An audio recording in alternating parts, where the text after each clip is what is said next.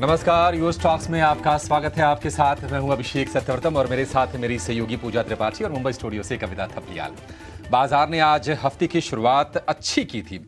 हालांकि ऊपरी स्तरों से हम प्रेशर जरूर देख रहे हैं। निफ्टी की जो बढ़त है इस वक्त 40-42 अंकों की ही रह गई है और निफ्टी बैंक अब लाल निशान में है। 150 अंकों से ज्यादा की गिरावट निफ्टी बैंक में हम देख रहे हैं।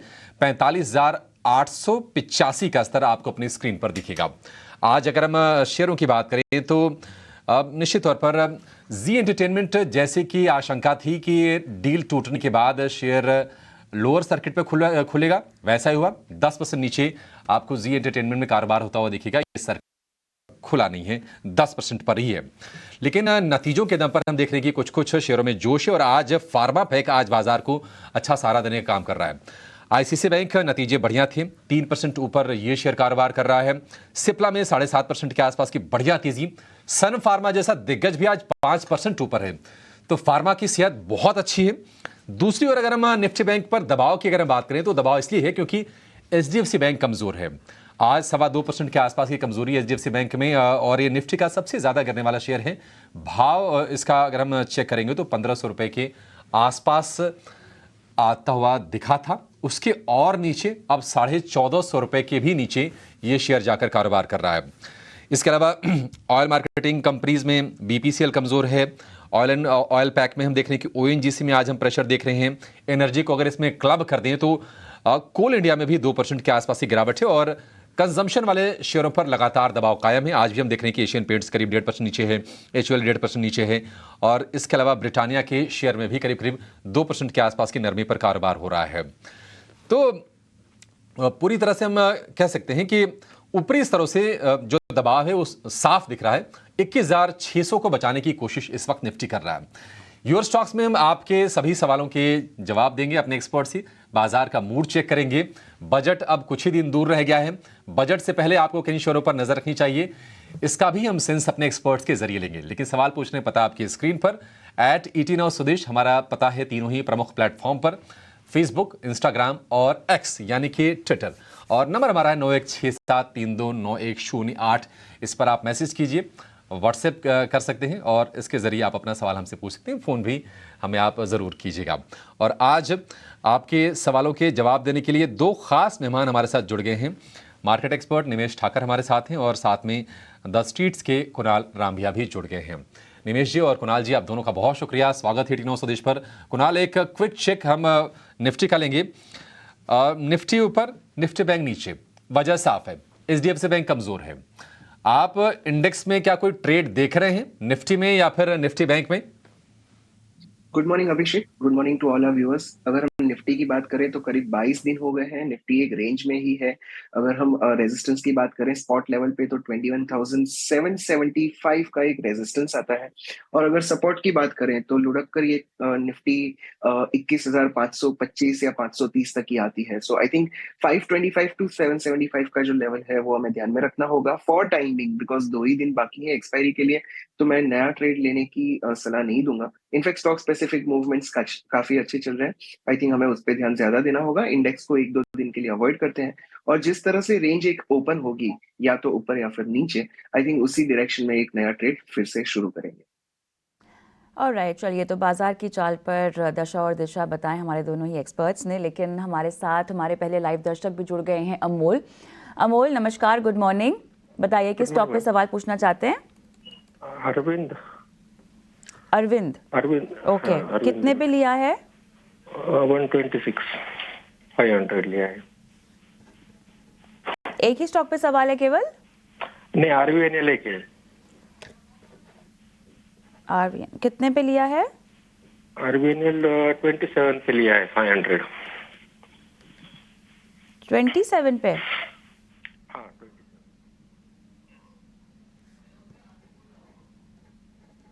चलिए, पहला तो हम अरविंद पर बात करते हैं। निमेश, क्या आपको मेरी आवाज आ रही है? जी कविता, मुझे आपकी आवाज आ रही है। 126 की बाइंग है इनकी अरविंद में। और नजरिया कितना रहेगा? अमोल जी, नजरिया कितना लंबा? Long term. लॉन्ग टर्म है। देखिए, टेक्सटाइल स्पेस के अंदर एक मार्केट लीडर कंपनी है, और जिस तरह से स्टॉक हम लोग देख रहे हैं कि टेक्सटाइल सेक्टर इसे काफ़ी टाइम के अंडर परफॉर्मेंस के बाद अभी ग्रेजुअली काफ़ी रिकवरी पे आ रहा है, जबकि हम लोग देख रहे हैं कि जब एक्सपोर्ट के ऊपर गवर्नमेंट का काफ़ी फोकस है, और जिस तरह से चाइना +1 की जो बात चल रही है, मुझे लग रहा है कि आने वाले दिनों में स्टॉक के अंदर काफ़ी बेहतरीन परफॉर्मेंस देखने को मिल सकता है। पिछले क्वार्टर के अगर रिजल्ट की बात करें तो रिजल्ट जो आए थे वो काफ़ी अच्छे आए थे, और मुझे लग रहा है कि एक लॉन्ग टर्म के लिहाज से फिलहाल अभी स्टॉक के अंदर राइज जो है वो पॉजिटिव ही है।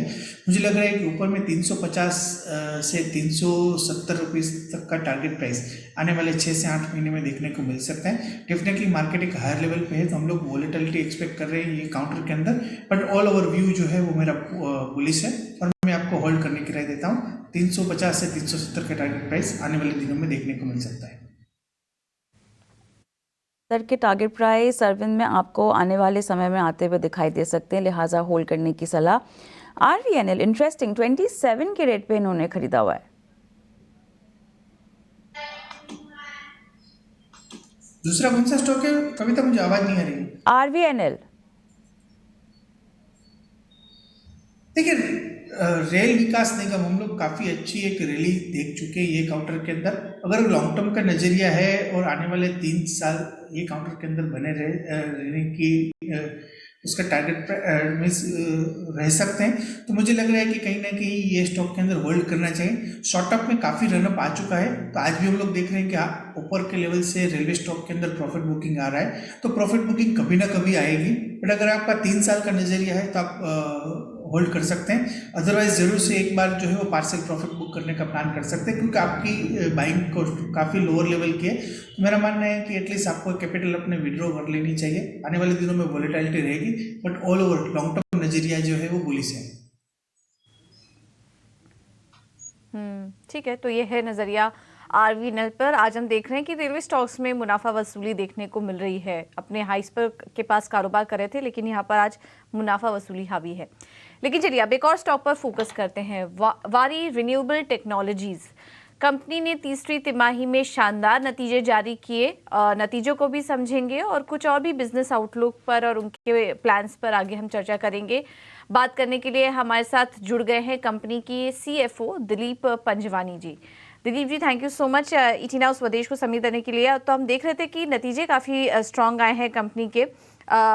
आय में करीब 108% की सालाना आधार पर ग्रोथ, मुनाफा में शानदार ग्रोथ देखने को मिल रही है। तो काफ़ी अच्छी बढ़त हर फ्रंट पर। ये 9 महीने के नतीजों की हम बात करें और तीसरी तिमाही के भी नतीजे देखेंगे तो वहाँ पर भी काफ़ी शानदार ग्रोथ दर्ज हुई है। इसके बारे में कुछ बताइए, इस बार के नतीजों में कहाँ से सपोर्ट मिला है? Good morning. First of all thank you हमें बुलाने के लिए। जैसे कि हमने Q2 में भी हमारे अर्निंग्स कॉल में कहा था कि हमारी ऑर्डर पाइपलाइन काफ़ी स्ट्रांग है, उसके चलते हमारा Q3 एंड Q4 जो कि हम फुल कॉन्ट्रैक्ट्स अगर देखें तो हमारा ग्रोथ अच्छा रहता है सेकंड हाफ में, एंड वही हमें दिख रहा है अभी इस समय Q3 में। और ये Q3 जो है हमारा, अगर हम कंपेयर करें लास्ट ईयर से, तो वो ऑलमोस्ट डबल हुआ है। और लास्ट क्वार्टर से भी हम लोग 100% 118% के ग्रोथ से हम चल रहे हैं। This is outcome of our operating leverage जिसको हम कहते हैं, जिसका फायदा हम उठा रहे हैं।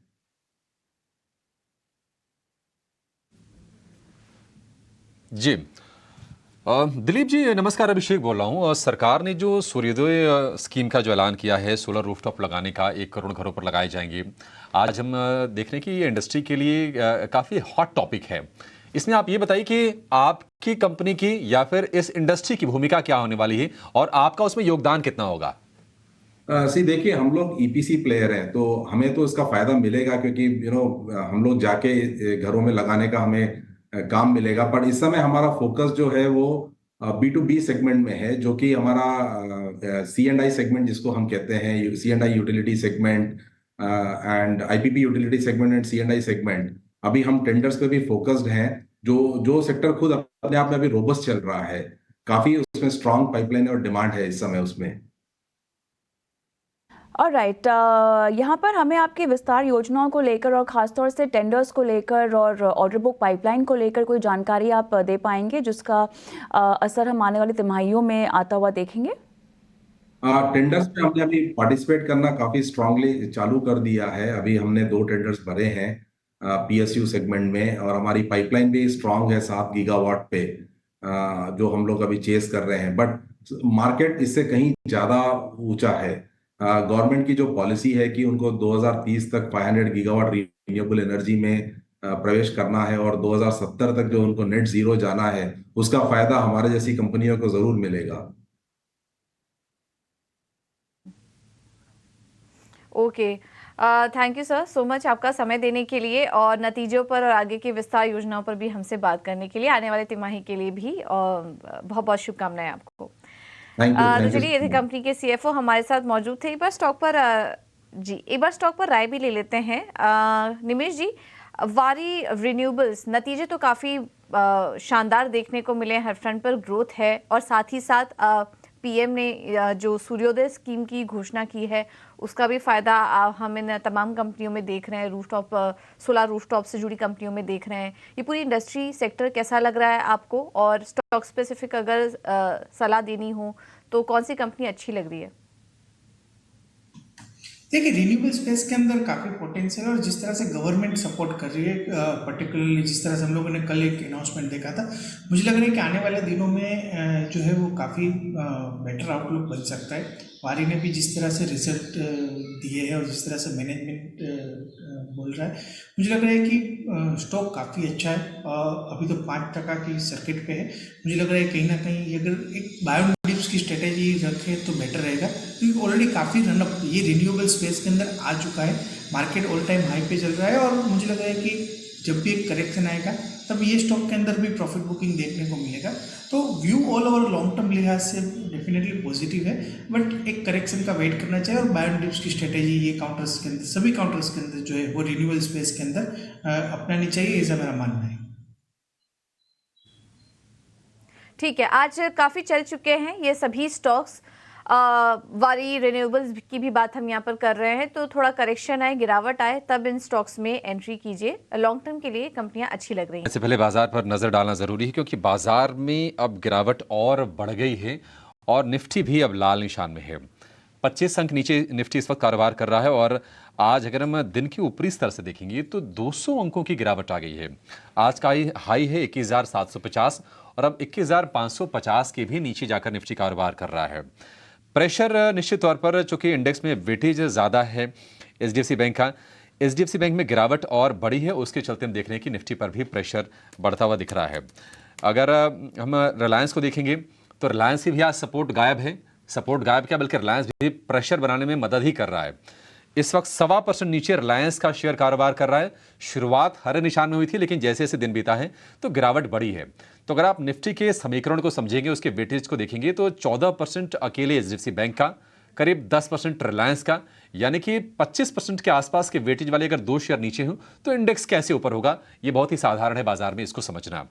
निफ्टी बैंक की बात करें तो गिरावट अब हो गई है 450 अंकों के आसपास की। एडवांस डिक्लाइन रेशियो को देखेंगे तो आपके कलेजे को थोड़ी ठंडक जरूर मिलेगी। 1240 शेयर है हरे निशान में, और उसके मुकाबले 1013 शेयर लाल निशान में। तो अभी भी जो चढ़ने वाले शेयर हैं ब्रॉडर मार्केट में, उनकी संख्या, उनकी तादाद ज्यादा है गिरने वाले शेयरों के मुकाबले। फार्मा से सपोर्ट है। एयरटेल का शेयर आज फिर से चल रहा है। फार्मा में सिप्ला 7%, सन फार्मा 4%, और वेटेज के लिहाज से अहम बैंक आईसीसी बैंक, वहां से भी सपोर्ट है। 2.25% के आसपास की मजबूती वहां पर है। हालांकि आईसीसी बैंक में भी ऊपरी स्तरों से प्रेशर हम देख रहे हैं। आगे बढ़ेंगे, सवाल जवाब के सिलसिले को आगे बढ़ाएंगे, और झारखंड से सवाल लेंगे गौतम श्रीवास्तव का, जो किया है सोशल मीडिया के जरिए। जियो फाइनेंस के शेयर हैं 1500, और भाव है 255 रुपए का।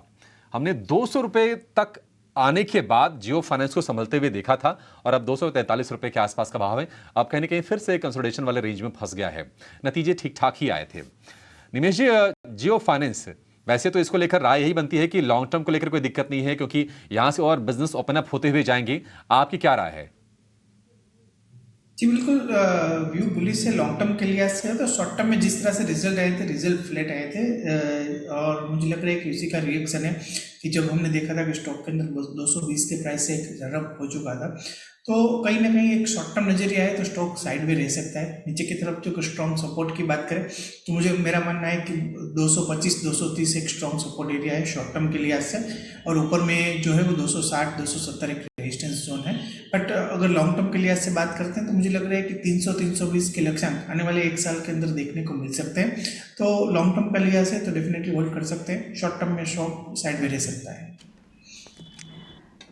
ओमगी उत्तर प्रदेश से मेरे साथ फोन लाइन पर हैं। नमस्कार। नमस्कार मैम। बताइए सर। सर मैम वो IDFC फर्स्ट बैंक के लिए जानकारी चाहिए थी। 91 की भाव है, 10,000 शेयर है और एक जी के बारे में। कितना नजरिया है आपका इसमें?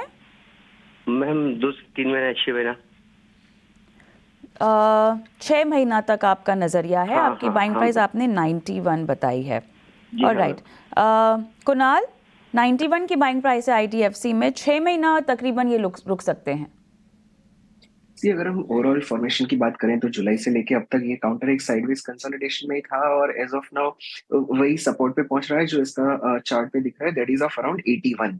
सो 81 के नीचे अगर ये काउंटर क्लोज देता है तो डेफिनेटली इसमें से एग्जिट कर देना चाहिए। आई थिंक ये पूरा सा डिस्ट्रीब्यूशन 6 महीने का जो बना हुआ है इसमें एक बड़ी सी बिकवाली आ सकती है। बट अगर काउंटर 81 तक रुक ही जाता है और यहीं से अगर कंसोलिडेट होके फिर से एक पॉजिटिव होता है तो डेफिनेटली इस काउंटर में एवरेज आउट भी किया जा सकता है। सो एज ऑफ नाउ 81 के स्टॉप लॉस से इस काउंटर में डेफिनेटली बने रहें, बट 81 तोड़ने पर रिविजिट करें और डेफिनेटली एग्जिट भी करें।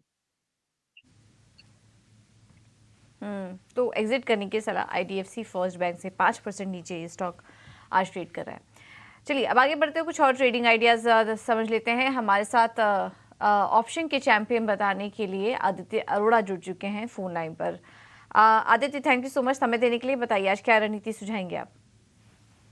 Very good morning. देखिए मुझे लगता है बाजार में अभी ट्रेंड नेगेटिव है और PSU बैंकिंग में खासकर नेगेटिव है।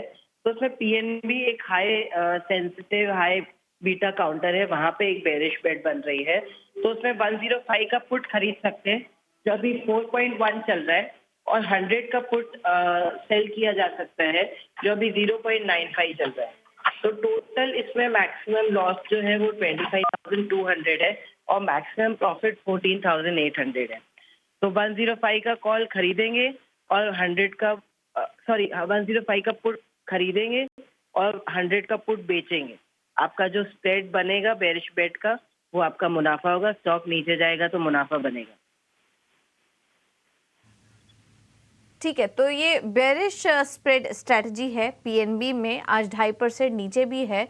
पुट खरीदने, एक तरफ 105 की पुट खरीदिए, दूसरी तरफ 100 रुपए की पुट आप बेच सकते हैं, जिसमें कि अधिकतम मुनाफा इस स्ट्रैटेजी से 25,000 का हो सकता है, लेकिन नुकसान हुआ तो फिर 14,800 तक का नुकसान भी यहाँ पर हो सकता है।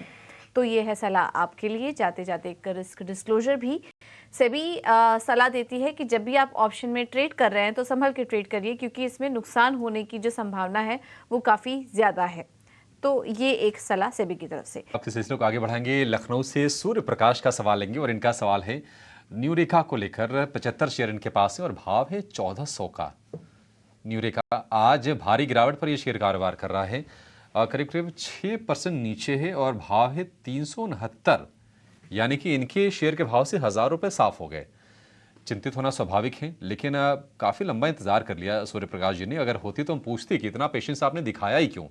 जब ये शेयर गिर रहा था तो वहाँ पर आपने पोजीशन को स्क्वायर ऑफ करने की क्यों नहीं सोची? न्यूरेका जो कि ऑपरेट करती है जो मेडिकल डिवाइसेज जैसे कि ऑक्सीमीटर हो गया, डायबिटीज़ टेस्ट करने के लिए जो भी डिवाइसेज आते हैं, उसको ये मैन्युफैक्चर नहीं करती है। ये चाइना से इंपोर्ट करती है, लेबल करती है और अपने नाम से बेचती है। सिंपल सिंपल इनका धंधा ये है। अब कोविड के टाइम में ही ये IPO हिट हुआ, अपने 2,000 रुपये से ऊपर के भाव देखे और अब स्थिति ये है कि 369 रुपये पर यह कारोबार कर रहा है। लगातार गिरावट है, किसी भी सपोर्ट के या फिर किसी भी बाउंस बैक के इसमें कोई संकेत हाल फिलहाल दिखे हैं नहीं। निमेश जी, न्यूरेका आपको कितना भरोसा है सर, और अब करें क्या? काफ़ी ज़्यादा इन्होंने पूंजी गंवाई है, और नहीं गंवाएं, या आपको लगता है कि अब स्थिरता के संकेत देगा शेयर ये? देखिए जिस तरह से आपने एक्सप्लेन किया, डेफिनेटली एक ट्रेडिंग कंपनी है और एक हाइप के अंदर, जब कोरोना का टाइम था एक मार्केट के अंदर हाइप था और हाइप के अंदर आया था, इसलिए जो वैल्यूएशन मिलने थे वो अनाप शनाप वैल्यूएशन मिल गए। मुझे नहीं लग रहा है कि अब फिर से वो प्राइस एटलीस्ट नियर टर्म में तो आने वाले 2-3 साल में देखने को मिलेंगे। कहीं ना कहीं जिस तरह से कंपनी रिजल्ट पोस्ट कर रही है, हम लोग देख रहे हैं कि गिरावट ही आ रही है। और यहाँ से बेहतर है कि एक रेंज के अंदर स्टॉक घूम रहा है और ऊपर में अगर 460 या 500 रुपीज़ के आसपास आता है तो वहाँ पर क्लियर एग्जिट बनाना चाहिए। सेकंड थिंग, मैं एज ए इन्वेस्टर, छोटे इन्वेस्टरों को एक राय और भी देना चाहता हूँ। कोई भी इन्वेस्टमेंट आप करें और वहाँ पर अगर 50% से ज़्यादा का करेक्शन आ जाता है और स्टॉक के अंदर कोई रिकवरी नहीं आती है तो फिर वह जरूर से एक बार अपना बेट डिसीजन कैलकुलेट करके वहाँ पर एक बार जरूर से एग्जिट बना लेनी चाहिए, क्योंकि इतनी बड़ी गिरावट के बाद अगर स्टॉक में रिकवरी नहीं आती है तो डेफिनेटली वहाँ पर फंडामेंटल है वो वीक होंगे। तो इसलिए एक ये भी ध्यान में रखें। फिलहाल तो व्यू मेरा जो है वो नेगेटिव है और मुझे लग रहा है कि कहीं पर एक भी बाउंस आता है तो वहाँ पर एग्जिट कर देना चाहिए। ऑलराइट, चलिए तो ये सलाह आती हुई। और हिमाचल प्रदेश से अनिल मेरे साथ फोन लाइन पर हैं। नमस्कार। Ma'am good morning. मैम मेरा morning. क्वेश्चन ये है कि जी। मेरे पास स्टेट बैंक के 300 शेयर है अराउंड 275 के प्राइस पे। तो मैं I can hold for long term, but like इसका कैसा रहेगा आगे? निकल जाना चाहिए या बने रहना चाहिए इसमें? अभी तो आप मुनाफे में हैं बहुत ज़्यादा, तो उसके लिए आपको मुबारकबाद। और भी आप रुकना चाहते हैं और इस तरह के स्टॉक में शायद रुकना भी चाहिए। कुणाल के पास मैं जाना चाहूँगी। कुणाल, 275 की इनकी बाइंग है, बहुत बढ़िया प्राइस पे इन्होंने लिया हुआ है। फिलहाल मुनाफे में भी बैठे हैं और समय भी देना चाहते हैं।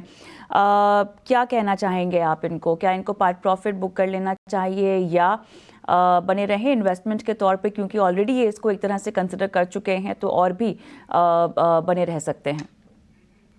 अगर हम ओवरऑल फॉर्मेशन की बात करें तो 13 दिसंबर 2022 में इस काउंटर ने करीब हाई बनाया था 630 का, और उसके बाद ये जो हाई था वो इस दिसंबर में 23 में ये फिर से एक ब्रेकआउट आया था और तब ये ऑल टाइम हाई की तरफ अपनी दौड़ा था ये काउंटर। उसके बाद ये साइडवेज कंसोलिडेशन में आ चुका है। क्योंकि हमारे व्यूअर का लंबी अवधि का नजरिया है, डेफिनेटली इस काउंटर में एज ऑफ नाउ बने रह सकते हैं। इसका जो एक ट्रेलिंग स्टॉप लॉस लगाना होगा वो है 610 का। अगर ये काउंटर 610 के नीचे डिसाइसिवली ब्रेक डाउन देता है और 1 या 2 दिन क्लोज करता है तो यहाँ पे डेफिनेटली एग्जिट की सलाह बनेगी। अदरवाइज यहाँ से फिर से एक बाउंस आ सकता है और काउंटर जब भी 645 के ऊपर निकलेगा, आई थिंक अपने 675 के लेवल तक डेफिनेटली ये जाएगा। Even I am bullish on this, but trailing stop loss 610 का बना के इस काउंटर में एज ऑफ नाउ बने रहने की सलाह।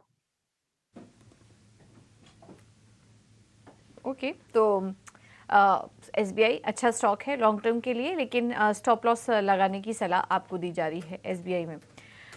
लखनऊ से हमारे साथ अगले दर्शक जुड़े हैं, नवीन सिंह जी। नवीन जी नमस्कार, सवाल पूछिए अपना। नमस्कार, गुड मॉर्निंग।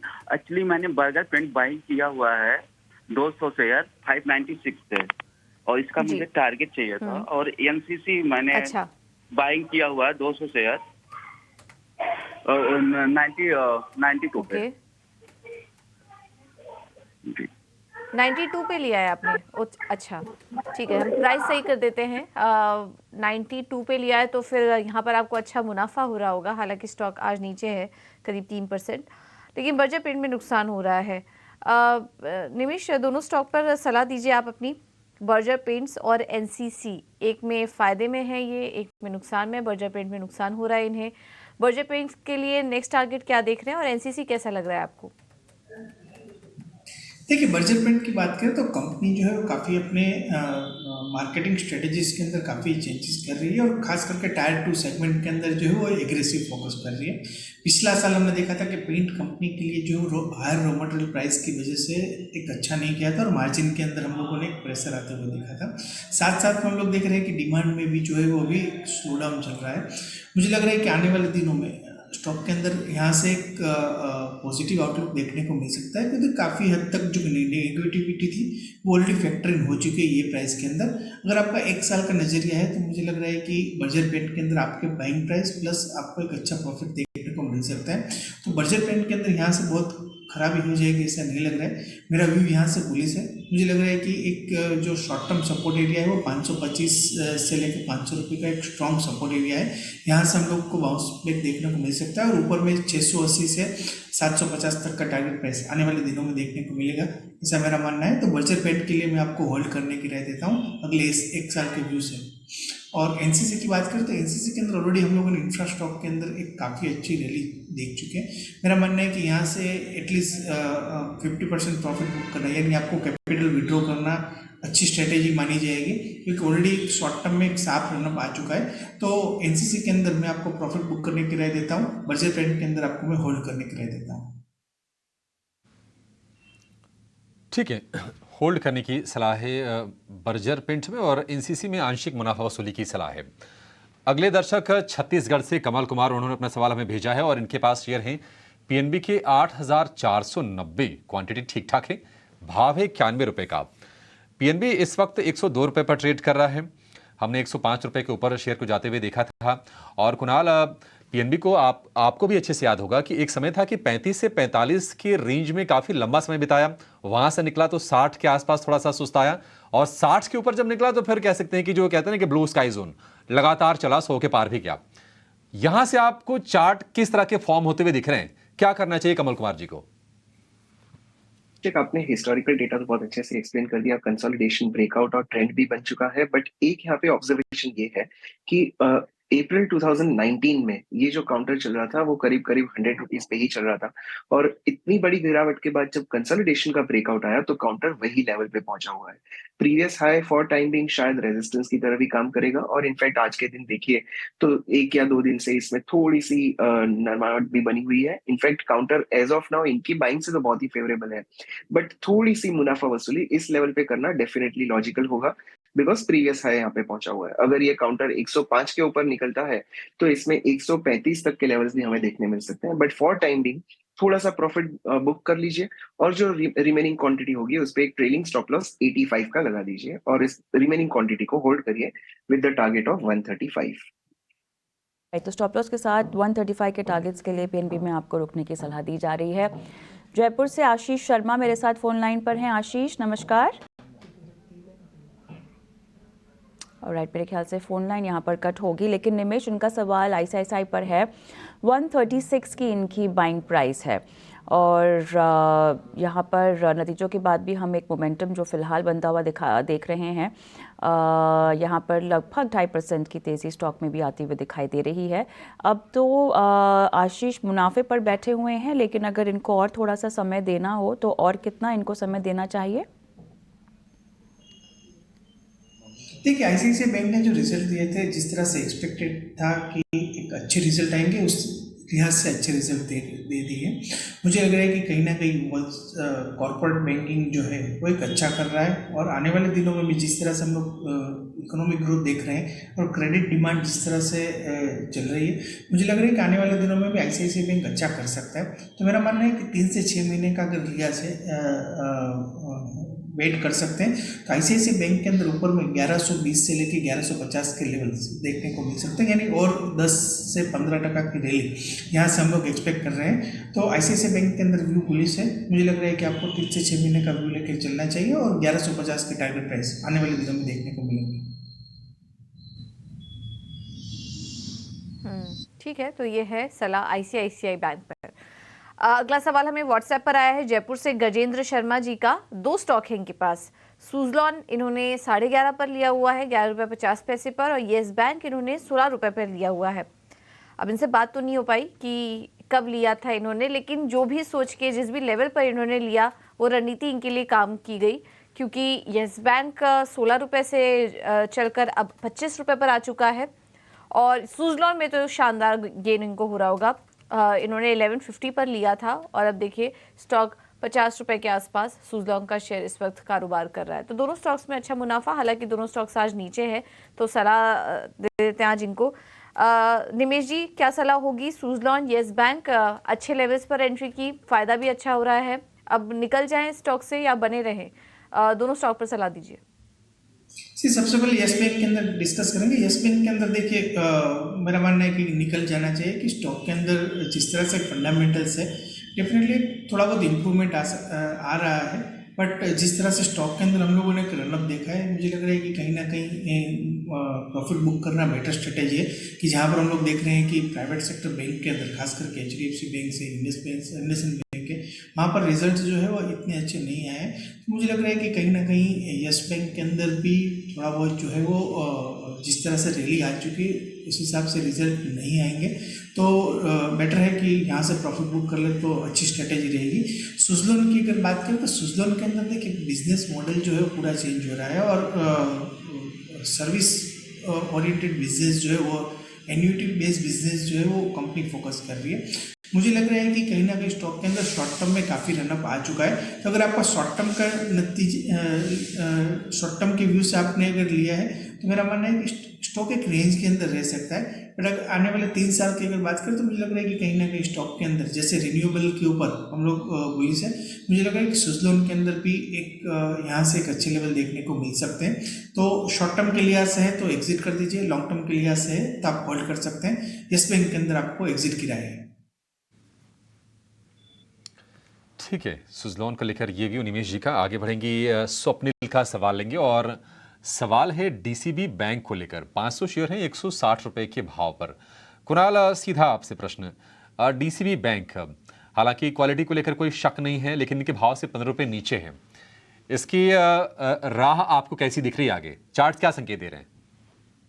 अभिषेक, इस काउंटर ने खास कोई परफॉर्मेंस बताया नहीं है। इनफैक्ट 2020 से लेके अब तक की भी बात करें तो एक रेजिस्टेंस इस काउंटर का बना था 145। समहाउ ये काउंटर ने 145 क्रॉस किया, 160 तक के लेवल्स दिखाए और फिर से ये 145 पे रुका हुआ है। व्यूअर का बाइंग लेवल थोड़ा सा ऊपर है, so and as of now अगर हम ट्रेंड की बात करें तो थोड़ा सा पॉजिटिव है, तो इसमें बने रहने की सलाह डेफिनेटली होगी। बट ये काउंटर में अगर 180 185 तक के लेवल्स आते हैं तो फिर से हमारी चैनल पे आके एक बार रिविजिट कर लीजिएगा, किसी का ओपिनियन ले लीजिएगा। नियर टू 180 इस काउंटर में डेफिनेटली एग्जिट करने की सलाह बनेगी। बाजार का लेवल हम चेक कर लेते हैं, जहां पर हम देख रहे हैं लाल निशान में, और 21,500 के लेवल्स के आसपास फिलहाल निफ्टी बना हुआ है। बैंक निफ्टी 45,700 के लेवल, और यहां पर लगभग 330 अंकों की कमज़ोरी और 0.1% की कमज़ोरी के साथ कारोबार होता हुआ दिखाई दे रहा है।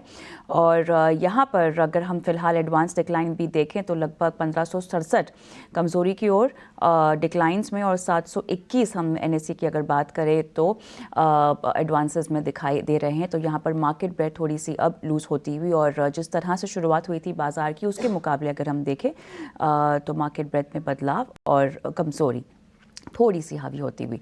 लेकिन हम जुड़ते हैं हमारे दर्शक से। ज्ञानचंद्र साहब वाराणसी से मेरे साथ फ़ोन लाइन पर हैं। नमस्कार।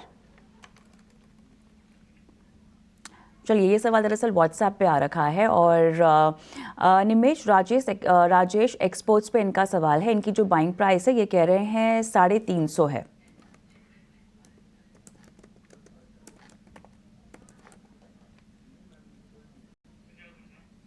निमेश, इन्वेस्टमेंट होराइजन कितना है? उसकी जानकारी नहीं दी, दरअसल व्हाट्सएप का सवाल है। अच्छा, देखिए कंपनी देखिए तो एक कुछ खास कर नहीं रही है, और हम लोगों ने देखा है कि 1000 के लेवल से स्टॉक के अंदर एक करेक्शन आता हुआ है, और इवन ये मार्केट के अंदर भी स्टॉक नहीं चल रहा है। कहीं ना कहीं फंडामेंटल्स काफ़ी वीक है। मेरा मानना है कि अगर आपकी पोस्टिंग के नज़दीक ही स्टॉक ट्रेड कर रहा है, यहाँ से कोई बुलिश नजरिया नहीं है स्टॉक के अंदर जब तक रिजल्ट्स इंप्रूवमेंट नहीं होते। मेरा मानना है कि ये काउंटर के अंदर आपको एग्जिट कर देना चाहिए एक बार, ऐसा क्लियर व्यू है। ठीक है, तो यह सलाह राजेश एक्सपोर्ट्स पर एग्जिट करने की सलाह आपको दी जा रही है। अगला सवाल भी व्हाट्सएप पर ही आया है, हमें मुंबई से विजय जोशी जी ने भेजा है, और इनका सवाल है बालाजी एमाइंस पर। बालाजी एमाइंस इन्होंने लिया हुआ है 350 रुपये इनकी खरीद है, 400 शेयर्स 350। ये देखना होगा इन्होंने कब खरीदा, क्योंकि काफ़ी पहले की खरीद लग रही है और शानदार मुनाफा इनको हो रहा है। ये मेरे ख्याल से 2020 के आसपास की खरीद है, जब उसके बाद हमने देखा था कि केमिकल स्टॉक्स में काफ़ी शानदार यहाँ पर तेज़ी देखने को मिली थी, और वही फ़ायदा भी इनको अच्छा खासा हो रहा है। इनसे संपर्क नहीं हो पाया है कि और कितना समय ये देना चाह रहे हैं इस स्टॉक को। लेकिन निमेश, फिर आप ही सलाह दीजिए, बालाजी एमाइंस अभी और तेज़ी के लिए रुकना चाहिए क्या स्टॉक में? चार्ट्स कैसे लग रहे हैं आपको लॉन्ग टर्म के लिए? देखिए, केमिकल स्पेस की एक अच्छी कंपनी है, पर्टिकुलरली फार्मा एक्सपेरिमेंट जो करती है और मैन्युफैक्चरिंग ऑफ मिथाइल की है। मुझे लग रहा है कि कहीं ना कहीं स्टॉक ने एक अच्छे लेवल पे एंट्री की है। ऑलरेडी इन्वेस्टेड लेवल से एक अच्छा रिटर्न अभी भी मिल रहा है। आफ्टर पिछले 1.5 साल से हमने देखा है कि स्टॉक एक करेक्शन मोड में है। मेरा मानना है कि यहाँ से फार्मा एज ए सेक्टर और केमिकल एज ए सेक्टर हम लोग यहाँ से एक बेटर आने वाले दिनों में एक जो वर्स्ट है वो ओवर हो चुका है और यहाँ से आने वाले दिनों में एक अच्छे रिजल्ट्स और अच्छी डिमांड की उम्मीद कर रहे हैं। मेरा मानना है कि आपको डेफिनेटली होल्ड करना चाहिए बालाजी एमाइंस के अंदर और ऊपर में मुझे लग रहा है कि 1 साल के अंदर फिर से 3,300 के लेवल्स देखने को मिलेंगे। तो व्यू मेरा बुलिश है बालाजी एमाइंस के अंदर करंट लेवल से और मैं आपको होल्ड करने के लिए देता हूँ 3,000 से 3,300 के टारगेट प्राइस। ठीक है, बालाजी एमाइंस को होल्ड करने की सलाह है। आगे बढ़ेंगे, शशिकांत का सवाल लेंगे और इनका सवाल है रिलायंस पावर को लेकर। 1000 शेयर हैं 32 रुपए के भाव पर, यानी कि जब ये शेयर चढ़ा 9 रुपए तक गिरने के बाद तो उस रनअप में इन्होंने ये शेयर उठाए हैं इस उम्मीद में कि शायद और इसमें स्टीम आ जाए। बाकी के पावर शेयर चले, उनकी कहानी अलग थी, उनके पास बिजनेस था, कारोबार था। क्या रिलायंस पावर के पास भी वो स्ट्रेंथ है निमेश जी? अब इनके भाव से थोड़ा सा नीचे है। हमने एक तरफा रनअप देखी है पिछले साल भर में, एक कह सकते हैं कि पेनी स्टॉक होने के बाद। अभी आपको कितने कन्विक्शन है और क्या निवेश के लिए ठीक है ये? देखिए, मेरा मानना है कि एक टर्न अराउंड स्टोरी बन सकती है, बट जिस तरह से स्टॉक के अंदर करेक्शन आया है, एवरी राइस के ऊपर जो है वो सेलिंग प्रेशर आएगा। तो मेरा मानना है कि बेटर है कि आप यहाँ से एक बार एग्जिट कर दीजिए और पावर स्पेस के अंदर आपको इन्वेस्टमेंट करना है तो काफ़ी सारे ऑप्शंस अवेलेबल है और काफ़ी स्ट्रॉन्ग फंडामेंटली स्ट्रॉन्ग कंपनीज जो है मार्केट पे ये लेवल पे ट्रेड कर रही है। तो मेरा मानना है कि कहीं पर फंडामेंटली स्ट्रॉन्ग कंपनी है वहाँ पर आप टाटा पावर के अंदर स्विच कर सकते हैं अगर लॉन्ग टर्म का आपका व्यू है तो। अभी हम लोग देख रहे हैं कि रिन्यूएबल स्पेस के अंदर काफ़ी अच्छी अपॉर्चुनिटी है, तो वहाँ पर आप कहीं पर भी स्विच और कर सकते हैं। तो आर पार के अंदर मेरा व्यू जो है वो यहाँ से बुलिश नहीं है, मैं आपको एग्जिट की राय देता हूँ। ऑलराइट, चलिए कुणाल, आपके पास भी आना चाहूँगी। प्रशांत कुमार हमारे दर्शक ने व्हाट्सएप के जरिए सवाल पूछा है। कुणाल, इनका स्टॉक अशोक लेलैंड है और ये बाइंग प्राइस जो बता रहे हैं 177 है। अगर हम लंबी अवधि के चार्ट की बात करें 2020 से लेके अब तक, तो ये काउंटर अभी भी बरकरार ट्रेंड में बरकरार है। In fact it's been almost 5 months counter sideways consolidation में डेफिनेटली काम कर रहा है, बट एज ऑफ नाउ ये सपोर्ट पे ही है। 165 के स्टॉप लॉस से इस काउंटर में डेफिनेटली बने रहने की सलाह होगी। Reason only being sideways consolidation में बहुत सारी बार एक बाउंस भी आते हैं और ये बाउंस में अगर काउंटर 180-85 तक आता है तो डेफिनेटली एग्जिट करें, बट फॉर टाइम बीइंग 165 के स्टॉप लॉस से इस काउंटर में बने रहने की सलाह होगी। ठीक है, बने रहने की सलाह अशोक लेलैंड पर। चलिए आगे बढ़ेंगे। व्हाट्सएप पर राकेश बंसल जी का सवाल आया है और ये सवाल है टाटा स्टील पर। 200 शेयर्स 130 पर इन्होंने लिया हुआ है। ये तो हाल फिलहाल की खरीदी की लग रही है टाटा स्टील में। कुणाल, आप ही सलाह दीजिए। लगभग आसपास ही कारोबार कर रहा है टाटा स्टील। अगली टारगेट्स आप क्या देख रहे हैं स्टॉक में? मुझे ऑलमोस्ट 1 महीना हो गया, दिसंबर से लेके अब तक ये काउंटर साइडवेज कंसोलिडेशन में है। इनफैक्ट सपोर्ट की बात करें तो 125 का सपोर्ट है और 145 का इसका रेजिस्टेंस आता है, सॉरी 140 का इसका रेजिस्टेंस आता है। एज ऑफ नाउ ये काउंटर नजदीकी है, प्रेजेंट लेवल जो है वही सपोर्ट लेवल है। डेफिनेटली इस काउंटर में एज ऑफ नाउ बने रह सकते हैं। अगर ये काउंटर 140 के ऊपर निकलता है तो 155 तक के लेवल्स हमें शॉर्ट टर्म में देखने मिल सकते हैं। सो फॉर टाइम बिंग इस काउंटर में डेफिनेटली बने रहे। एक सपोर्ट, एक स्टॉप लॉस जरूर लगा दें विच इज 125। अगर काउंटर 125 के नीचे जाता है तो फिर से एक बार रिविजिट करके किसी का ओपिनियन लेना। टाटा स्टील 133 पर कहीं ना कहीं हम कह सकते हैं कि ट्रेडिंग रेंज में फंसा हुआ शेयर है ये। बहरहाल आगे बढ़ेंगे, संजय का सवाल लेंगे। इनका सवाल है मैक्स हेल्थ को लेकर।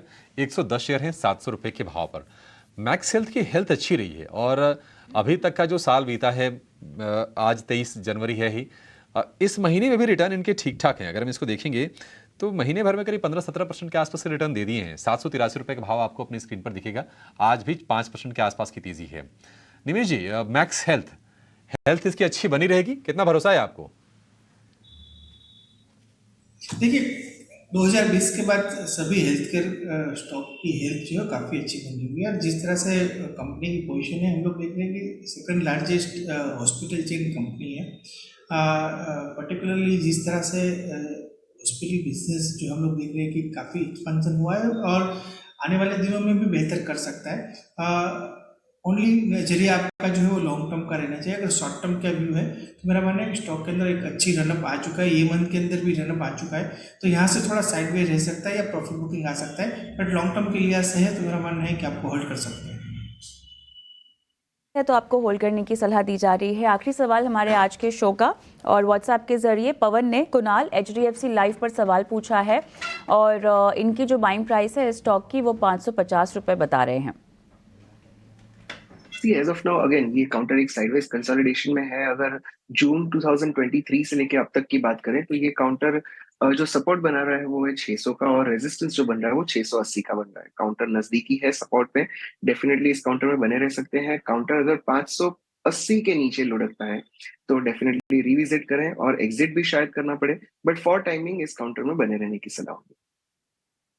आपको इस काउंटर में बने रहने की सलाह दी जा रही है। और इसी के साथ कुणाल और निमेश, आप दोनों का ही बहुत बहुत धन्यवाद, समय निकाला, दर्शकों का मार्गदर्शन किया।